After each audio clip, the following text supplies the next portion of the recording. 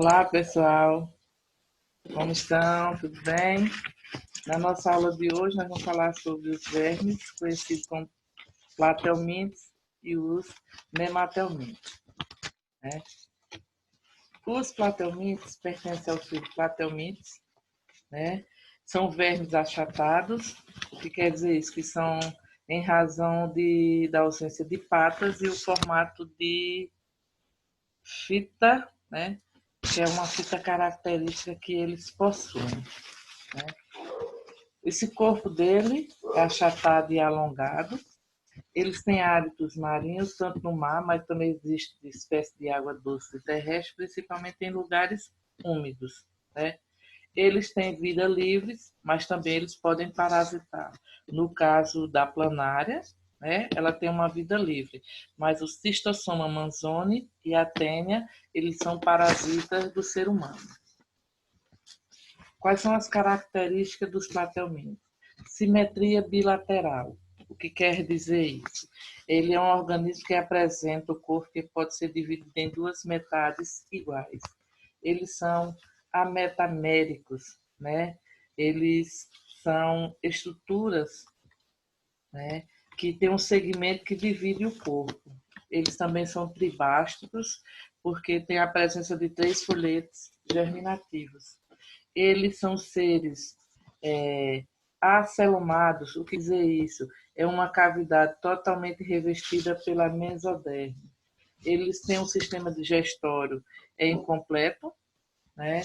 O sistema excretor dele é constituído por uma protonefrídeos, o que significa dizer que eles têm, né, é um tubo ramificado com uma célula excretora, tipo um flagelo.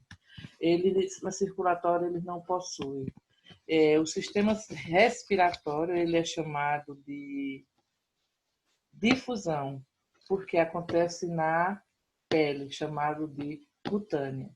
O sistema nervoso dessa classe dos platelmintes, né, eles são bem interessantes, porque eles são centralizados e funcionam pelos gânglios, porém são chamados ganglionar. Eles possuem estruturas quimiorreceptoras e fotorreceptoras. O que significa dizer, né, que, dependendo da sua necessidade, ele se alimenta, né, essa estrutura de forma bem diversificada. No caso da reprodução, ela pode ser assexuada e sexuada. A sexuada ela tem uma autofecundação ou também pode haver uma fecundação cruzada. No caso da assexuada, ela tem uma ficção transversal e também pode ser por regeneração. Quanto à classificação dos platelmintos, ele pode pertencer à classe da tuberlária, que são as planárias, as trematódias, que é o caso do Cistossoma manzoni, e as cestódias, que é o caso das tênias, tênia sólio, tênia saginata e as echinococos. Como é que se diferencia elas? As turbulárias, ela englobam um organismo onde tem o hábito aquático e também pode ser em lugares úmidos. Ou seja, eles têm uma vida livre, né?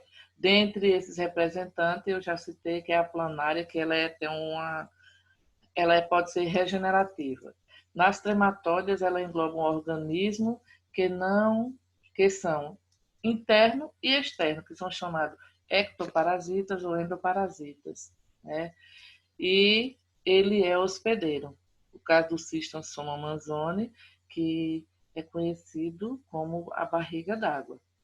No caso dos cestódios, os representantes são todos endoparasitas, ou seja, são dentro, né? Que é o caso das tênias, que é tênia sólio, tênia saginatas e as echinococos. Quanto à classificação científica, ele tem um domínio eucariontes, ele pertence ao reino animal, ele pertence ao filos, né, nematódios, e ele tem a classificação. Como se dá essa locomoção? Bom, no caso dos nematelmintes, ele é feito por músculos, que é estimulado por células nervosas, que encontra-se presente no corpo. O habitat deles, ele é bastante variado. Eles podem viver na água, em solos úmidos, ou ele pode parasitar dentro de outros seres. Quem são esses nematódios, né? Ou como eles são classificados? Eles são vermes cilíndricos, eles têm parasita, esses parasitas eles têm formas variadas e o desenvolvimento deles se dá na água e em solo úmidos, né? Quais são essas características que pertencem a esse grupo? Ele tem um sistema digestório completo, né? Onde ele tem boca e ânus, que permite ingerir alimentos onde são processados no interior desse tubo digestivo. O revestimento do corpo, ele na parte epidérmica tem uma única camada. Na epiderme é uma camada muscular cujas fibras elas se dispõem longitudinalmente.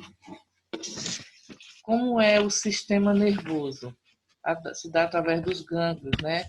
Que são 2 cordões longitudinal, onde um se localiza na parte dorsal e outra na parte ventral. Como acontece o sistema excretor? Ele é formado por 2 canais e que disposto em um em cada lado desse tubo. No caso da reprodução, eles têm reprodução, eles possuem testículos ou ovários. O que significa dizer que na cavidade corporal alojam-se essas gônadas, né? Quanto ao organismo, eles são invertebrados e não segmentados. Esses animais, gente, eles também transmitem doenças. O que seriam essas doenças? Né? Ascaridíase, é chamado o nome científico de Ascaris lumbrigoides, chegou a medir de 15 a 30 centímetros.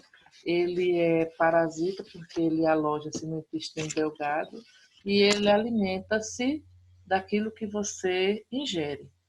É o que nós chamamos de lombriga, né? O Ancilostomiase é conhecido como o amarelão. Ele tem o nome científico de Ancilostoma duodenale ou Necator americanus. Eles chegam a medir até 10 milímetros e vivem aderidos à mucosa do intestino delgado também, porém ele é um parasita. Outra doença é a chamada filariose ou elefantíase. O nome científico dele é um Escherichia bancroft. É transmitido pela picada do mosquito, conhecido como Culex.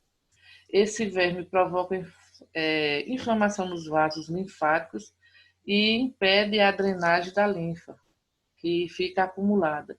Com isso, ele incha parte do seu corpo, ou direito ou esquerdo, como os pés, as pernas, as mamas, bolsa escrotal. Por isso que é chamado de elefantíase, que o inchaço parece uma pata de elefante. Outra doença conhecida também é o bicho geográfico, chama-se larva migras cutânea. Ela é transmitida, tá, pelas fezes de gatos e cães. Por isso que a gente, quem cria animais, tem que ter o cuidado, né, em limpar. Ostiurose, ou ostiuro, nome científico, enteróbios vermiculares. São pequenos, né, e também vivem no intestino já grosso, onde provocam inflamações, né. Outra doença conhecida também é o ancilostoma. Ele habita nesse intestino e ele causa infecções através desse alimento e dessa água. E a gente precisa ter muito cuidado, porque esses também podem ser transmitidos por alimentos, carne mal cozida e verduras não bem tratadas, tá? Até a próxima aula e bom estudo.